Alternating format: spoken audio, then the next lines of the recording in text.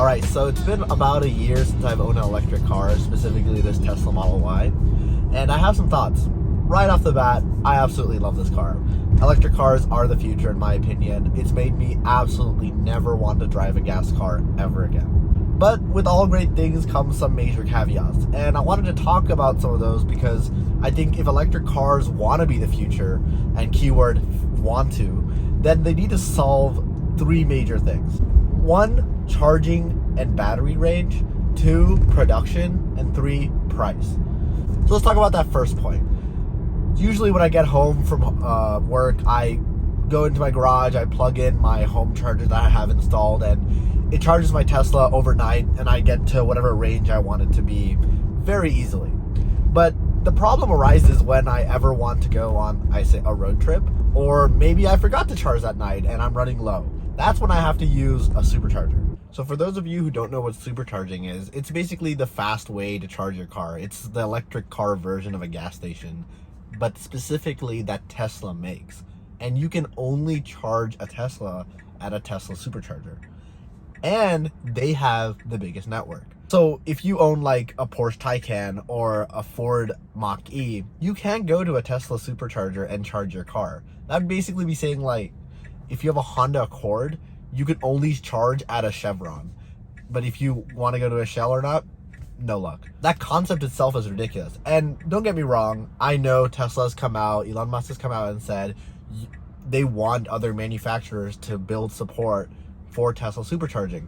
But these other manufacturers have done the exact opposite. They want to build their own network because that's more profit for them. For example, Rivian. Rivian right now is kind of I would say the next big electric car company, even though they don't have many electric cars on the road currently. But they want to build their own Rivian network. They also do support charging for Electrify America. A lot of electric cars these days coming out are getting on Electrify America. But Electrify America has its own problem. Electrify America has such horrible reliability issues where you can pull up to a station and it'll just be out of order. And there's no way to know until you pull up to that station if it's out of order. It's just horrible. It's like if you go to a gas station and then suddenly they're like, no, this pump isn't working, go find out the gas somewhere else. So in my opinion, if electric cars want to be the future, we need first a bigger network, a network that supports all any electric car can charge at any electric car charging station. And we need, I don't know how possible this third one is, but I don't think we're gonna get much faster charging than we all do. We can always up the amps. Right now it's 250 watts, we can make it 350 watts, but the nature of how physics and battery work, just if you want to go from 0 to 100, it's going to take a lot longer to go from 80% to 100% than 0% to 80%. So this whole electric charging network and the way that you can only charge at a network that is specific to your car is a big problem. And if electric cars want to expand and be the next big thing, you can't just have networks for a specific car. So they need to solve this in some way. So speaking of expanding, let's talk about the expanding of electric car production. Currently, the way electric car production works is you go on, I'm just going to take for example Tesla because that's the best I know. You go onto the Tesla website, you spec out your car, and then you get an estimated delivery date. And usually it's not for 6 to 8 months. That is not ideal.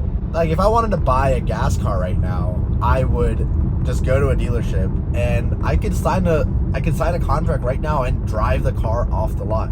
So everyone's buying new, and to wait 6 to 8 months for a car to come to you after you've put down, you've ordered and put down the money is not ideal.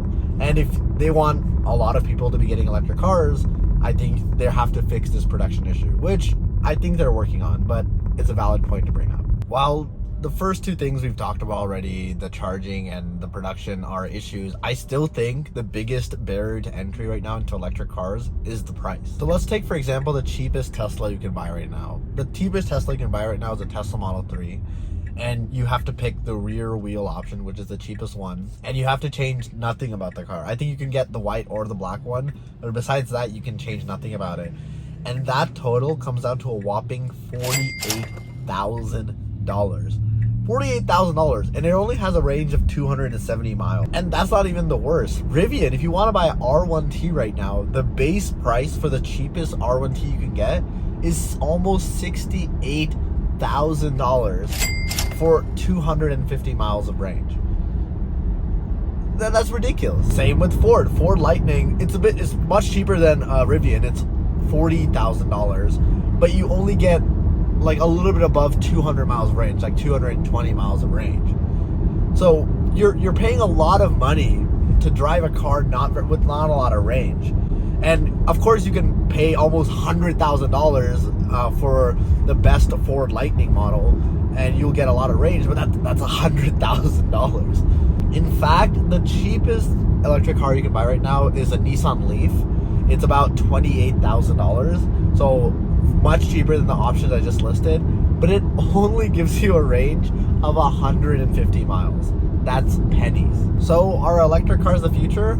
Well, yeah, while I listed so many problems that electric cars need to solve right now, they still have so many good things going with them.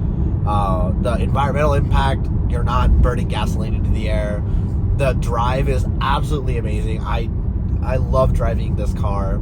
Not luxury, but just the software features, it's so nice. And the full self-driving features, all these things make it a car of the future.